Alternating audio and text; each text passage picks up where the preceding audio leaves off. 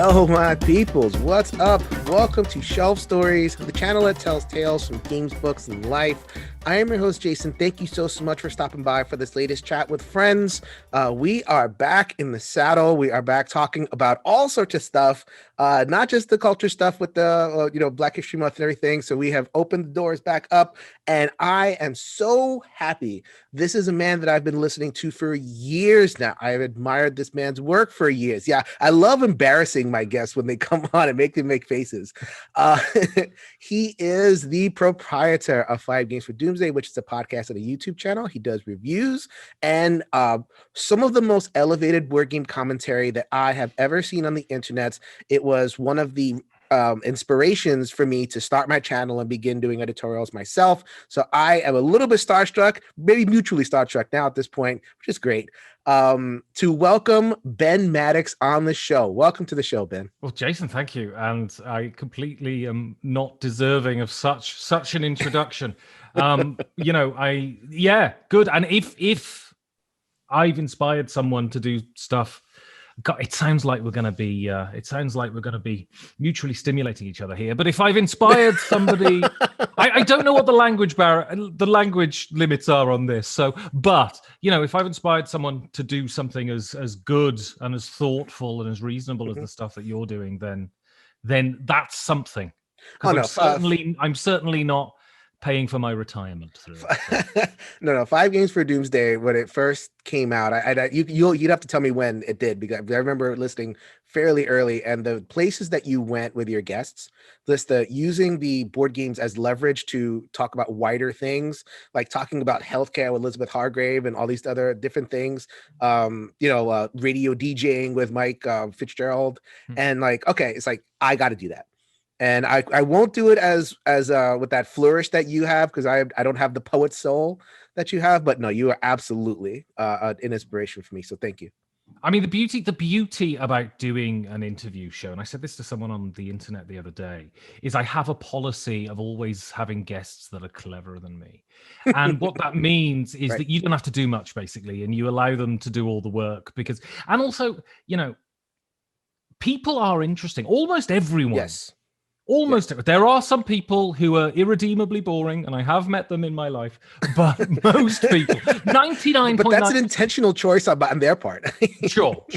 And 99% of people are interesting and have a story to tell and are profound in ways that you can't even conceive of. And I think in life we're so reliant on labels, and we say, okay, someone does this job, or they look this way, or they have these interests, therefore they must be dull, and these people must be cool. Right. And I'm an actor, and I can tell you, actors are dull as dishwater. And I've met computer programmers who are infinitely more interesting than actors. And I think part of that is being open and outward, and if you're curious about other people, you're more interesting yourself, I guess. Yeah, no, that's absolutely. I used to be a social worker in an Actors Guild, so I did my internship at an Actors Guild, and they are interesting. They're just afraid to be interesting. It's being an actor is all about. I remember when I was at drama school, and we'd have these sort of mixers, and they would have local agents and sort of talent people come, and what you're supposed to do is just go into the room, have some drinks, dazzle everyone, and act. You're acting. I was always appalling at that, and the thing is, the people who are really good at that are just they have this shield in front of them, and they're wonderful. They're absolutely wonderfully engaging to strangers, but they're very difficult to get to know because it's a constant, and it must be hugely exhausting. And I would just go get drunk and then leave after 2 hours and feel terrible about myself because I can't speak to people, Right. So actually it, excuse me, it does fold in a little bit to the topic at hand. So the reason I reached out to Ben was a couple of months ago. At this point, I had 2 of my good friends, so Mike Hickully and Jeremy Howard, and we spoke about reviewing. So like we had just had a interaction on the internet, and some stuff happened. So like we had to get some stuff off our chest, and we all agreed. And it was about reviewing and reviewers and authenticity, which is what we're talking about. Authenticity and how we're afraid of it and how people react to it, all that kind of thing. So then we said our piece, and we can go over that. But I'm a person that wants to disagree. I'm a person that is open-minded and I want different ideas. And I think that of all the folks who have commented on the issue of reviewing and reviewers, I think that you fall on, you have different lines of argument, right? So we do agree in some things, but there's some things that we don't. So I wanted to reach out to you and say, you know what? We don't need the mutual stimulation society over here. Right. We need to get down. It's a wonderful euphemism, isn't it? I am a dice style personality, so I have to be really, really careful. Well, exactly.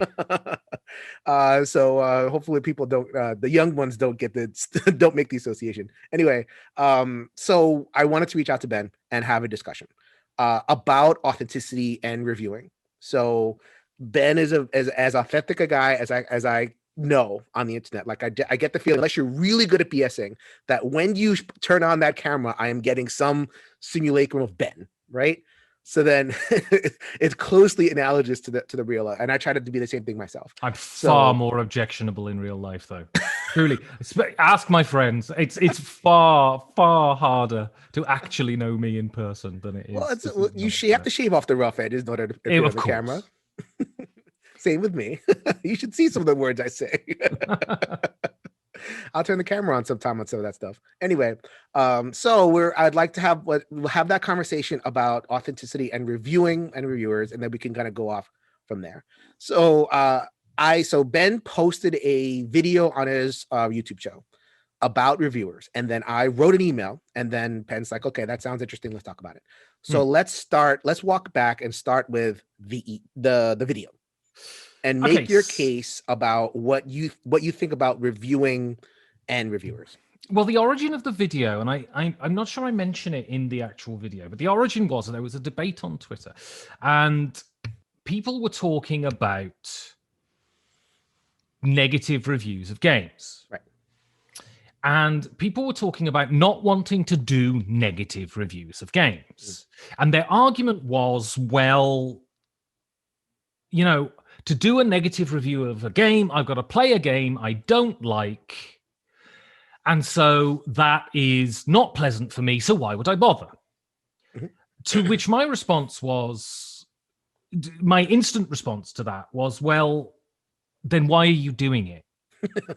because for me, the challenge of reviewing, whether it's a good one or a bad one, is the notion of trying to find order within chaos. So I think often the act of criticism is saying, I like this or I don't like this, and then trying to unpick why that is, right? So it's sort of retrofitting reasons onto an instinct. And I find that a joy to do. Also, I like to think of myself as a writer, and I enjoy then writing about that. And so my argument was, if you don't enjoy the process of churning out a review, then why bother? Because the point is, even if you're playing a game you don't enjoy, the goal, the prize for you is that piece of writing that you've done at the end that is an exercise in putting across your thoughts. But also there was a second part, which I think has become particularly pervasive, and I think it's particularly pervasive everywhere. But, board gaming is the thing I focused on. In that, so there is a big website, and I'm not going to say their name, but there is a big website that I got a gig writing reviews for. And when they sent me like their onboarding material, and basically they said, avoid negative reviews. Don't write negative reviews. If you feel you have to write a negative review, contact the publisher first and ask if you wish them to proceed. At which point I wrote to them and said, I'm not really keen on being a part of this anymore. Wow. Because frankly, it's not the publisher's business what I think. My obligation is not to the publisher. Now, being an independent kind of thing, not being the Guardian, not being the New York Times, there is certainly a possibility that if I write a negative review of someone's game, that they'll cease to send me games. But that's kind of the role you're in. And you can't just write positive. You can't just focus on the positive. You have to be honest. This is absolutely paramount, because what you can't be, and this is what I talk about in the piece, is you can't, if you're reviewing games, you can't be involved in marketing. That is not your goal. Now, sort of, if you write a great review for a game, sure, people who are involved in marketing can then take that and use it for marketing purposes, but your goal purely has to be encouraging restraint in the people consuming your work. Essentially, what you're trying to do is stop them buying everything, which means you are obliged to do good reviews and you're obliged to do bad reviews. And if you're a reviewer and you take it seriously, even if you don't get paid, your obligation is to the community you profess to love. Therefore, it is beholden upon you to be honest. And that is by being negative and positive. That was kind of the thing, I guess. Okay. So there is a lot that I agree in there. And I think I don't necessarily disagree with any of that. I coming at it from a different position, right? Right. So exactly where you ended was, if you are a viewer, you have a obligation to write negative and positive reviews. So where I have a difficulty, and where we had the difficulty as a panel, Mike and Jeremy and I, was in the community that becomes, you have an obligation to write negative reviews, period. And that the only good review is a negative one, and the only review that I trust. So the context of our conversation was Michael Kelly had posted something about Dune, a first impression, and it wasn't positive, and there was an outpouring of, oh, thank God, someone honest. And it's like, you get the feeling that a board gaming consumer, especially I feel online, right, someone who consumes more than a little bit, is awash in these positive shills. And they are looking for negativity as like that reassurance that like this person is honest. Yeah. Right. So then that's where we stepped in. So again, we probably don't disagree, but I think that I'm a lot more kind of on the side of, is my job to stop people from buying, or is my job to be positive and encourage certain buying? And we can talk about that. And the negativity kind of comes along with it because I don't want you to buy lemons.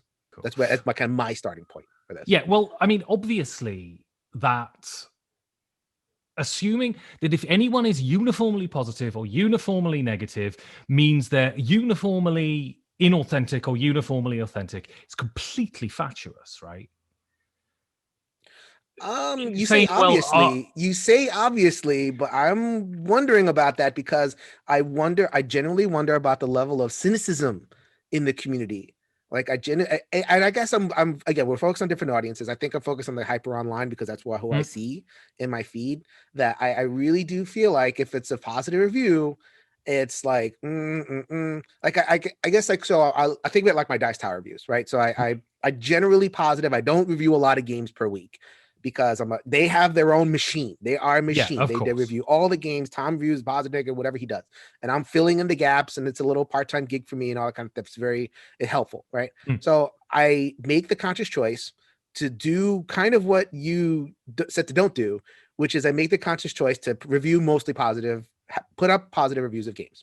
So then one day I got a new game in and I reviewed it, and it was the Umbrella Academy card game. And it was utter trash. Like, just was it as bad as the TV series? What?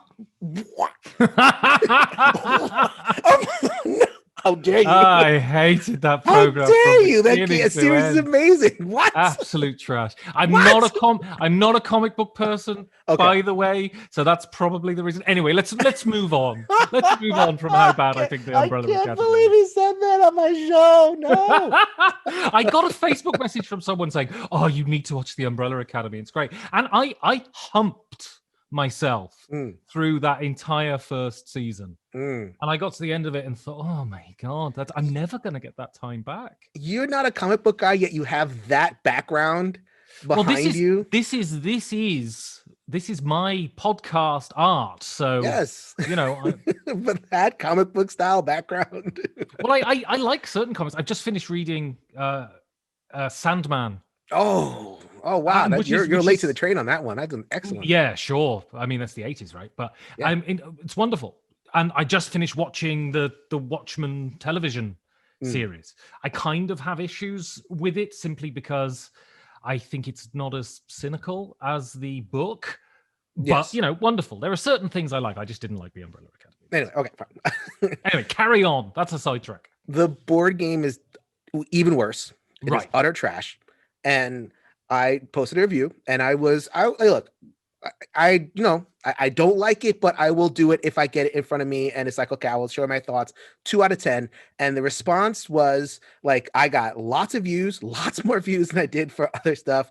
I got, usually like when I post a Dice Tower video, there's like a person out there with the thumbs down button, just like, because I'll get a thumbs down within the first 5 seconds. Just like you're not Tom and you're not Z or whatever it is, thumbs down, odd, isn't it? and or whatever it is. It's but that didn't happen this time. Like it took a long time because it was negative. Right. And I just and like I think the comments that I got were along the lines of like, okay, you were too nice. 2 out of 10 is too nice. And like I guess like it was kind of an eye opener for me because like I've been talking about kind of cynicism in the community, and it's like, oh my God, it's even worse than I thought. I think unfortunately as a species we tend to overcorrect, right? Okay. And so I remember when I was a kid, when we had the BBC and we had ITV, independent television, which was the third channel, BBC One, BBC Two, ITV.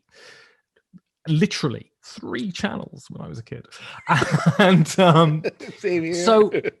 so on ITV it was a commercial channel, and the BBC is a state channel, right? So on ITV you would have ad breaks, which you didn't have on the BBC. And in a 30-minute show you would have 1 ad break. And I remember the first time I realized that in America you have like 3 or 4 ad breaks in a 30-minute show. Mm-hmm. And it blew my mind how much advertising Americans have to deal with, right? Yes. And so, as I said, we tend to overcorrect. So Americans are now, because of social media and because of Netflix and all of that, because American media is now more pervasive than ever. When I was a kid, we'd have Airwolf and the A-Team on a Saturday afternoon, but the rest of the TV was British TV. And now, entire channels, their entire programming is American. So American culture is very pervasive. And so I think people are being bombarded with advertising much, much more than they ever have. Right. And the thing with advertising is it's universally positive. That's the whole point. It wants to convince you to buy. I don't know if you've read the Illuminatus trilogy. Yes. Mm-hmm. But there's the wonderful bit where he sees the Fnauds. And he realizes in the newspaper, all the articles have the word Fnaud in them. And you've been trained child not to see them. And they cause this anxiety because these words that you can actually see, but you can't see are there. And the only things in the newspaper that don't have Fnauds in them are advertising. And so when you look at an advert, you suddenly sort of go, and you're relaxed and you want to buy. Mm-hmm. And so I think people are just bombarded with that kind of saccharine optimism all the time. So when they see someone who is not, it's a Stepford wife, right? When they see someone who's not that, they go, they must be real. But like so much on the internet, it's an overcorrection, right? And this is why I think Tom Vassell is actually very valuable. Mm-hmm. And I think actually Tom's more a product of his time than any sort of inbuilt virtue that he has. But when he started reviewing, it was completely normal. You just review the game the way you found it, right? So if you liked it, you just liked it. And if you didn't, you didn't. And that was just normal. It was actually a scandal to receive a review copy. Right. Like that was actually a thing back in the day of like, you received the review copy. So people used to sniff that out, even in like whatever it was, 2010. Right. Or whatever. Sure. And so, Tom one thing you can say about Tom, and people have issues with Tom for certain reasons. Sure. Some fair, I think, some not fair, and whatever. But you trust him because he's just honest. He's authentic because he's honest. Mm-hmm. And why I say it's obviously fatuous. I think it's obviously fatuous to you and me, and I think to anybody, if you actually sit down and think about it, to say, oh, just because someone's being an edgelord, it means that they're authentic. I mean, it clearly isn't true. And I guess my thing is you have to be honest. But I understand people going, oh my God, this is a breath of fresh air, because I'm just seeing adverts for Skittles and Nikes every day. I can understand people overcorrecting in that sense. Okay. So I guess we can. So I think my main maybe disagreement with the way you present it is like, what is the role of the reviewer, right? And it's not disagreement, more like a change of emphasis, right? So I think like your emphasis is, and maybe this is because of your context, because of the the website you talked about, everything, but like you are you're kind of like stopping the flow of games. Like, it's like the river is overflowing. We are buying, we are, everything is wonderful. Everything, everything is awesome. And then it's like, okay, hold on. I am a person that is going to try to defer things so that people have that on, and you give that to them.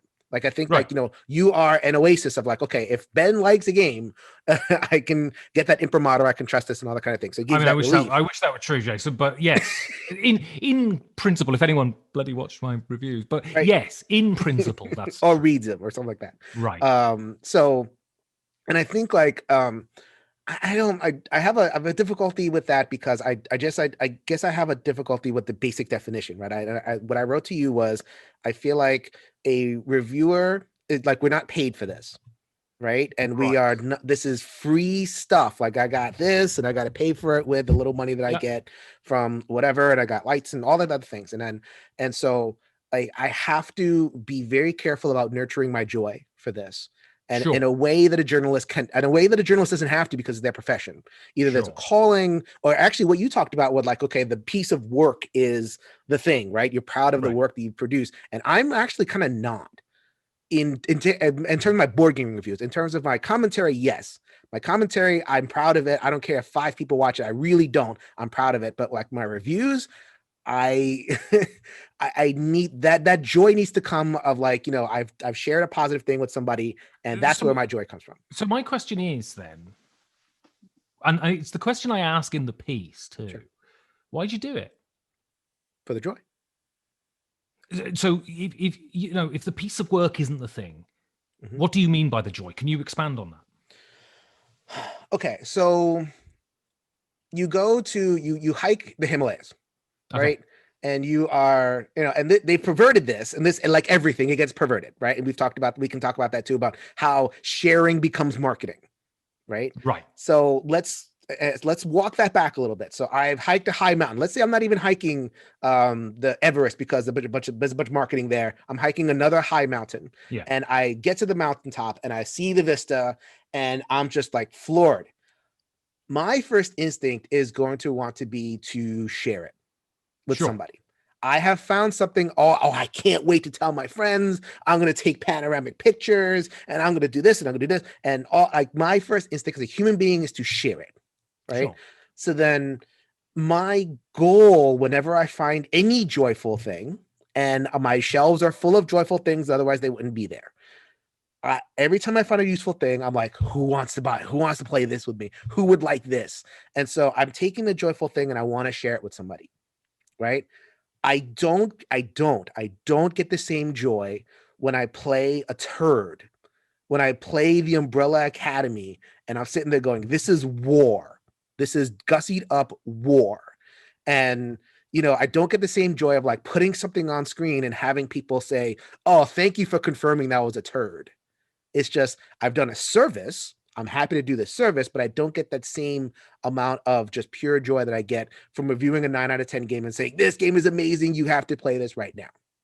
So we are different. We are different on this, because I have written a couple of really excoriating reviews. Not many, actually. Ball shrinkingly bad.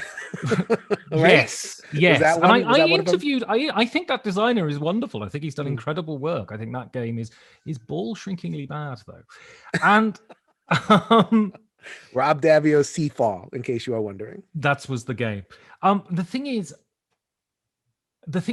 then I guess we are different because lines like ball shrinkingly bad and stuff like this bring me joy. Yes. I think my most angry review that I've ever wrote was for Caca Alarm, which is called Flushing Frenzy Mm.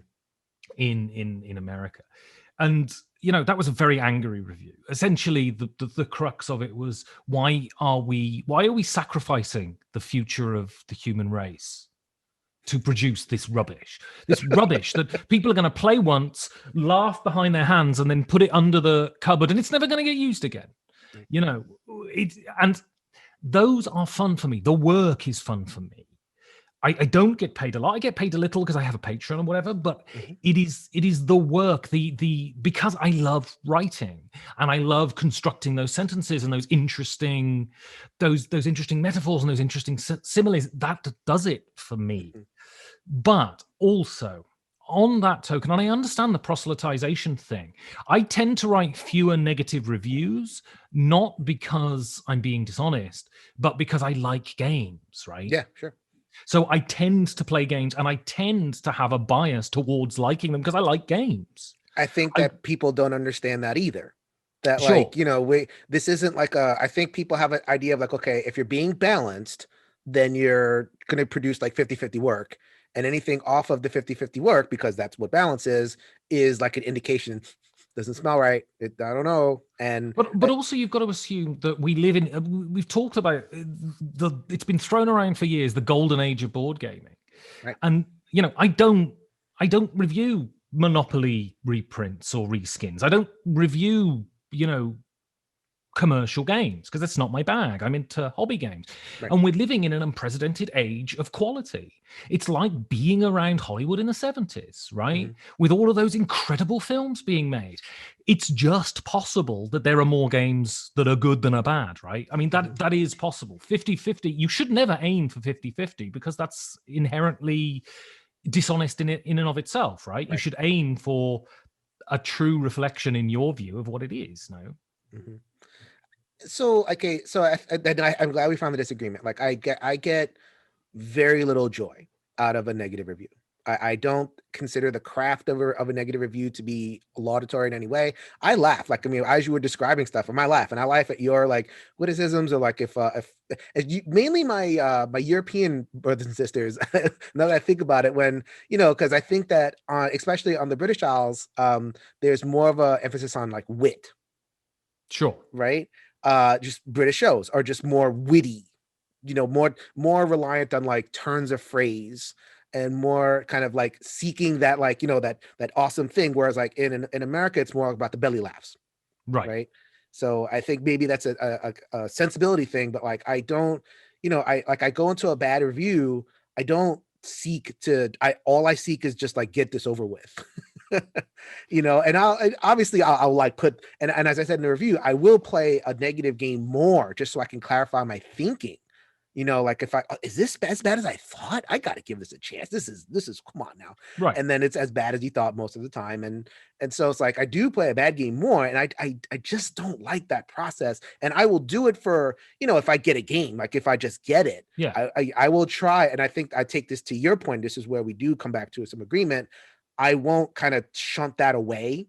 Like I won't give it back to the publishers. Like I will get through this, but I am much less, it makes me like, my response to that isn't necessarily not do it. My response to that is just like be super picky about what comes on my table in the first place.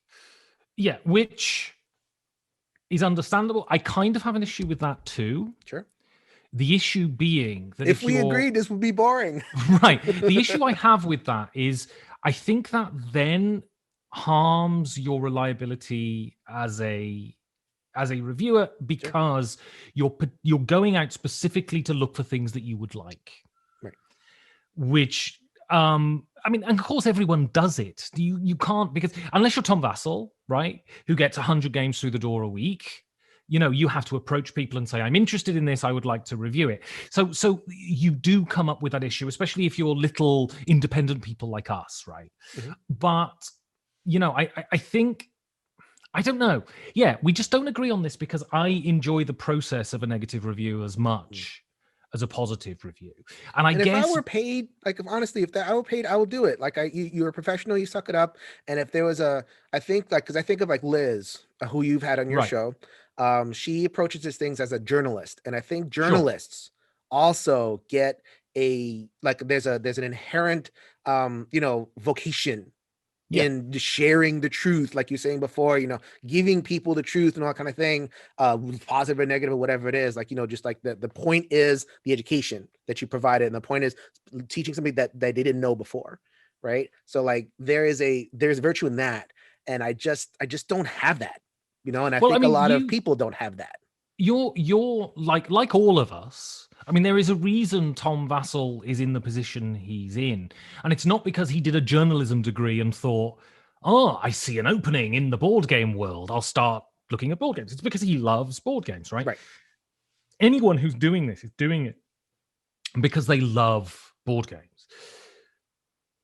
And this might be a crude generalization, so please forgive me if it is. But I said to a friend, and I'm joking really, but I said to a friend who's American, I said, "My God, it must be exhausting to be an American." Oh. Because you're constantly under the pressure to be so up and peppy and bouncy the whole time. Mm-hmm. I'm glad that in Europe we get to be miserable. You know what I mean? In fact, it's a defining characteristic in Europe. People are particularly worried if we smile too much in Europe. It's Mm-hmm. you go and sit in a bar in Europe. A friend of mine went to America for the first time, and he said it was amazing. I would go and sit in bars, and people would come and talk to me. Mm. That's unforgivable. That's Leave me alone, and so you have, and Americans do. I think it's culture. It's part of sort of American culture, but you have a desire to proselytize. You found this yes, thing that you love, and you have this desire to proselytize, no question. and that's cool. As long as you're upfront about that, Mm-hmm. that's fine. And I don't think that's an issue. Right. I think actually what I'm talking about is something that we're not talking about.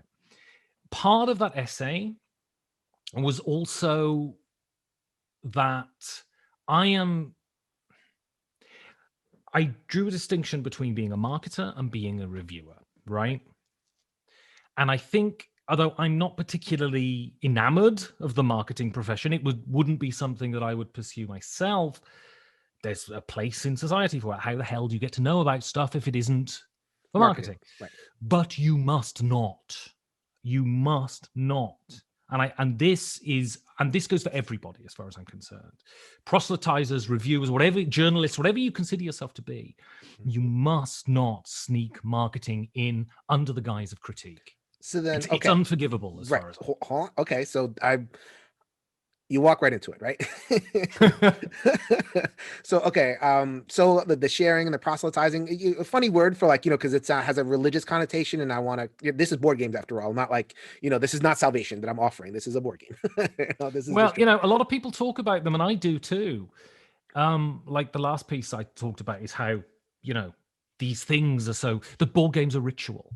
For me, a very staunch, very very dyed-in-the-wool atheist, I don't have religious ritual. I don't get to kneel in the pew and stand up and sing when I'm supposed to sing on a Sunday. But what I do get to do is sit around with friends and open a board and read a rule book and move pieces. That's as much ritual as going to church, in my view. I think we need it as humans. I'm just not particularly keen on all of the other claims that are made by religions, right? Okay. Well, a fertile ground, this conversation. We can go in 7 different directions. So I'm just gonna burrow ahead. Please just tell me if I'm talking out of my rear end. No, that's perfectly fine. I'm actually a master of divinity. I have a religion degree, so I have many things. You and Liz must get on very well then. She's my bestie, so yeah. Absolutely. Although she's an atheist as well, I'm a Catholic, and we work it out. Right. Okay, so then I had Dan Hughes on my show. You did. I mean, everyone has at this point. Everyone has at this point. Is ubiquitous. and he came on. I had a couple of friends. We had a good chat about Core Quest. If anybody doesn't know, and you probably know at this point, if you're watching this show, you probably know. But just in case you don't, Dan Hughes of Dan and Cora, Dice Tower reviewer of children's games, used a lockdown to review to make a game with his daughter, Core Quest, and he. And what you don't know is he's currently sunning himself on a beach in Bali, having absconded with the $200,000 that he made on the Kickstarter. Nothing to the kid, nothing in the college fund, nothing, no, not a penny, just not a penny. On a plane, no gone. car for you, just sunning and funning somewhere that is not British.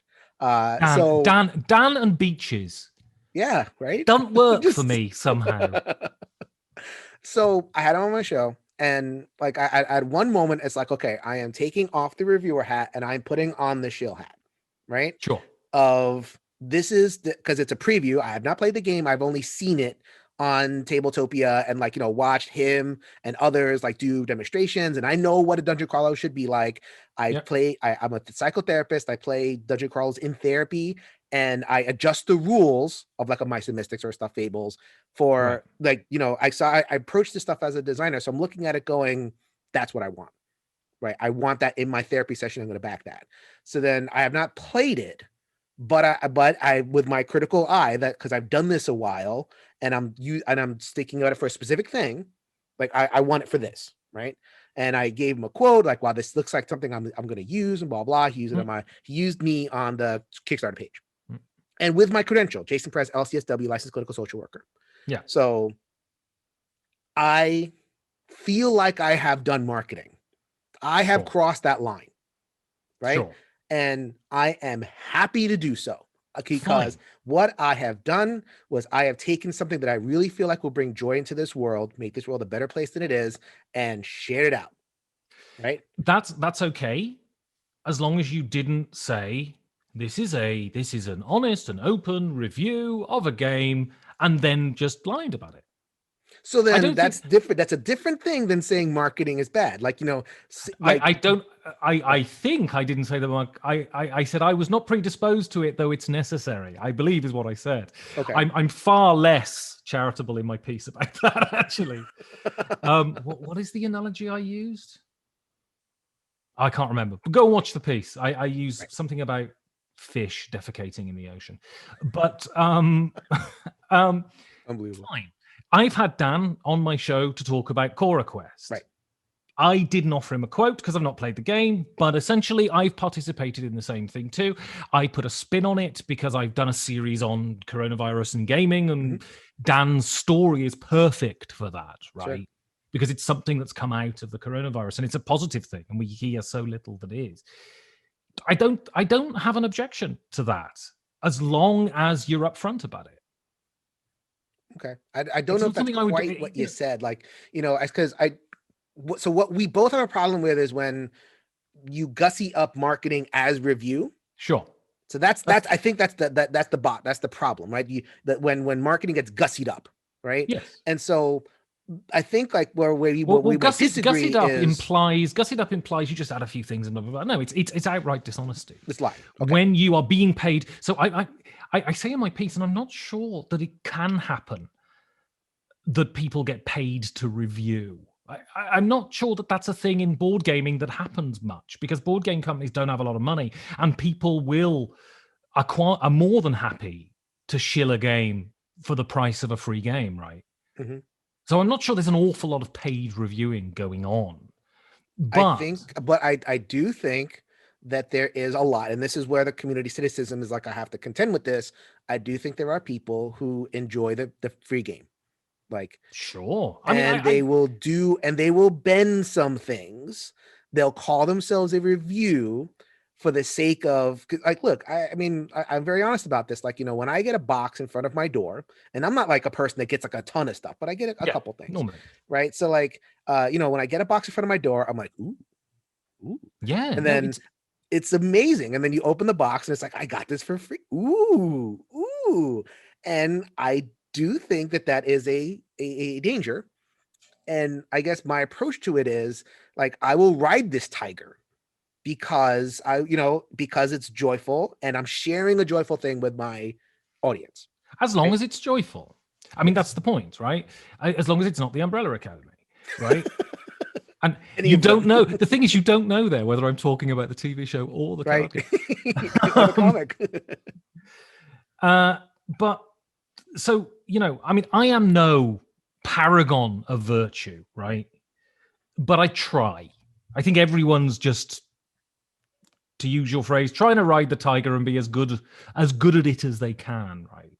But I've and the thing is with board games, it's particularly difficult because it's a small community that everyone knows each other. So I've reviewed friends' games, Sure. and you've just got to suck it up if you hate it. Two games I reviewed, I thought they were awful, and they're by friends. I mean, actual people I've met in real life and sat and had drinks with, real friends of mine. And you've just got to hope that they can accept the fact that you're going to slate their work. And I can't imagine it's easy, but it's part of the job, in my view. So maybe I'm arguing against myself in this case, but I think I'm trying to put myself in the position of an audience member. So like or a consumer, right? So a consumer will say to this, and maybe you'll make this point, that the act of getting a free game is biasing in and of itself. You may be open to saying that something is not like a lie, but like just to nudge it a half a point or a point or whatever it is. This game was not for me, but now that I've gotten it for free, it's a little bit more interesting than I thought it was. And it's almost like you get to a point where you can't trust yourself. Well, none of this is demonstrable, right? None of this you can empirically prove. You can't go into someone's head and pick apart their motivations. You can assume. And so what I would say to someone who says that, well, you get a free game. I mean, first of all, then you can't trust any review for any art form whatsoever, right? Yes. Oh, yes. You think the book reviewers at The Guardian? Oh, my light's gone. Hang on. Hang on a second. I'm keeping that one because you look awesome. Hang on a second. Oh my God. Look at you. You're flashing. Paragon of virtue. There you go. You're turning white. Oh my God. Hang on. So, yeah. Then you can't trust anything. You think the movie reviewer for Rolling Stone is paying for his cinema ticket? You think the guy who reviews books for The Guardian is paying for the copy of that book? Absolutely not.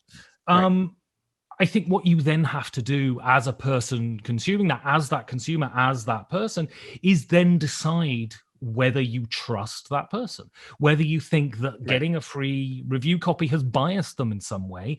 And then if that's the case, it doesn't mean you necessarily have to stop viewing their content, but you then have to take into account that when listening to their opinions. It's a two-way street here. The thing with getting review copies is it absolutely shouldn't bias you in any way whatsoever. But we're human. But we're human. There is a danger of it. And then you have to decide. You have to then decide. I mean, I've seen people on the internet I know are lying, right? I've seen people who are doing board game content about board games and they are offering their opinions and they are not stating at the beginning of the video, this is a marketing thing. They are not saying this is a preview. They are reviewing the game ostensibly. And I can see by the way they're talking around certain things of the game that they are editing negative stuff out. And I think that's dishonest. But, I mean, I'm not going to go on Twitter and call them evil. I just don't trust their work. And that's also fine, right? That's also fine. Right. No? And so I think that's where I ultimately land. Like when you talk about relationship building, and I think that the community instinct to like, okay, that's a negative review, therefore it's like I can trust it. I think that is shirking on the work of building. Like it's looking for like a heuristic. It's like ooh, this is a thing that I can hold on to, interpretive key, so that I can like look at this. If you're only positive reviews, then I can't trust you. If you give me, you sprinkle in there, and I feel it, then I could. I just feel like that kind of shirks the work of building relationships. Like I think that. How do you mean? In the sense that like you can, let's say it's a person that only produces positive content. You can, or like, they leaned in that direction. I think that if a consumer watches that person and really kind of hears what they're saying, because there's different kinds of positivity, right? I hoping that the good positive stuff is analytical, and it's, it's like they do the pluses and minuses, but then they land at a positive place or whatever it is. So then I think that I'm asking, and I'll never get this, but too bad, because this is my thing anyway, because I'm very predicated on relationships. So I would like to ask the audience member to have an open mind, to actually look at reviewers, which not a lot of people do, because they'll post and they'll say, more reviewers are negative, or they're shills or whatever. It's like, okay, give me a study. What study have you done to say this person, this person, this person? So it's just like a blanket claim that people don't do the work for. Do the work, watch people, even if they're only land on positive places 100% of the time, they may be trustworthy. They may be authentic. They may be genuine. I have these conversations a lot when I end up getting together with a lot of board gamey people, which I haven't done in a year, and I'm starting to get very frazzled. And we'll get there. Yeah. I mean, you're a psychotherapist. I mean, you've got to do something to stop me painting my bottom blue and running around nude in the local park, because it's going to happen in the next couple of weeks. Pull me back from that ledge, Jason. But we talk about media people and which ones we trust and which ones we think are shills, and we talk about that a lot. And those opinions are based sometimes on things that we do or just feelings. My thing on that, though, that's not for public consumption. That's for me and my mates to have a chat about. I'm not going to tweet that accusation about someone who is working on the internet, because the problem is, we've seen, I mean, if Twitter is what it should be, is just this knock around lark where you show pictures of your cat. If that was Twitter, then cool, right? You can sort of talk about stuff on Twitter, but the point is, this stuff has real world ramifications, right? It can affect people's lives. So I'm happy to sit around with you in a bar and have a beer. Mm-hmm. And I assume, being a Catholic, that you like a drink. I don't drink, actually. Oh, wow. Okay. You can have a root beer. Although when I was in graduate school, entry to seminary school, there was a seminary, and they had almost a brewery under the seminary, and there was Guinness all of the time. Right. Unbelievable. I mean, again, this is not the show for us to talk about the benefits and the negatives of Catholicism, but right. One thing is, Catholics like a drink. Right. So I'm happy to sit around with you in a bar and have a drink and tell you who I think is on the level and who I think isn't, but that's not for public consumption as far as I'm concerned. Oh, people think it is, though. This is the problem. This is the problem. People think the thing, and as I say, Twitter does have effects in the real world. It's not just a virtual thing. And I think that's monstrous. I think Twitter is a monstrous thing because of what it's become, right? So then, okay, so that's where we land, right? I think that we're in two different spots, right? We're at two different spots, but it isn't dissimilar. I think we have a lot of overlap, but I think, like, in terms of how we at a base level approach a piece of review. I think that you enjoy the craft of it. I think that whether it's positive or negative, and even there's a virtue in the negative stuff, like there's a virtue in turns of phrase and wittiness and the honesty that involved. And I just don't approach it like that. I will do it, but it is not something I look forward to. So I do think there is a push-pull there. Right. Is that fair? Is that a fair place to kind of? Yeah, I think I'm approaching it as and this sounds tremendously pretentious, and it's completely undeserved because I've no training or whatever. But I guess I'm approaching it from more a journalistic viewpoint. And one thing religion has given us is a wonderful lexicon. You're approaching it from more of a proselytizing side. Right. And I think they're both fine. I don't think being a proselytizer necessarily means you have to be dishonest. And I think it's fine. Proselytizing is not necessarily marketing. Exactly. Because marketing is all about the sell. In marketing, you can sell a bad product. But if you are hired as a marketer for that product, you will sell that product. Yes. And the point is, I don't think so there is a problem. We're having something of a reckoning within the board game community at the moment. And you've done videos on it. Mm-hmm. And, I think there are casualties to that. and sometimes deserved casualties and sometimes undeserved casualties. But what I've noticed about board gaming is it seems to be a very middle class hobby. Yeah. And so much board gaming content that I consume is about consumption.